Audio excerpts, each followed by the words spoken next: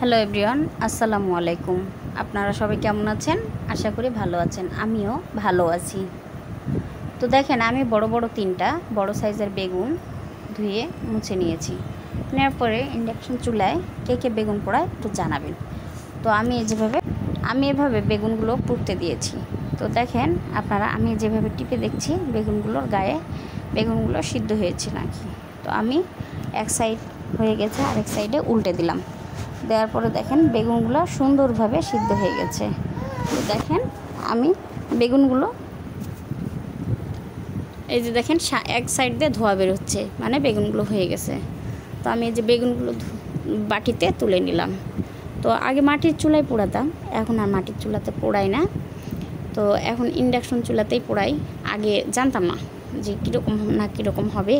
তো আপনারা ইন্ডাকশন চুলা থাকলে অবশ্যই বেগুনগুলো ইন্ডাকশনে পোড়াবেন। তো আজকে সাদিয়া বুড়ি জেদ ধরেছে দুপুরবেলায় বেগুন ভর্তা দেশে ভাত খাবে। তো আমি 3টা বড় সাইজের বেগুন নিয়েছি, আর দেখেছি বাইরে কোনো বেগুনের গায়ে মানে ছিদ্র আছে কিনা, পোকা আছে কিনা। তো দেখলাম যে নাই। তো সেই ছিদ্র থাকা বেগুনগুলোতে দেখবেন সব সময় পোকা থাকে, আর ছিদ্র ছাড়া বেগুনগুলোতে পোকা থাকে কিন্তু খুব কম। তো দেখেন এই যে এত মোলায়েমভাবে বেগুনগুলো সিদ্ধ হয়ে গেছে। তো আমি যে বেগুনগুলো ছিলে নিচ্ছি, ভালোভাবে দেখে নিচ্ছি।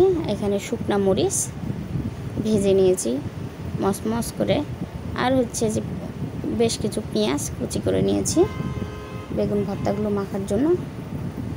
সরিষার তেল, শুকনা মরিচ, পেঁয়াজ দিয়ে বেগুন ভর্তা করলে দেখেন কীরকম সুন্দর কালার আসে।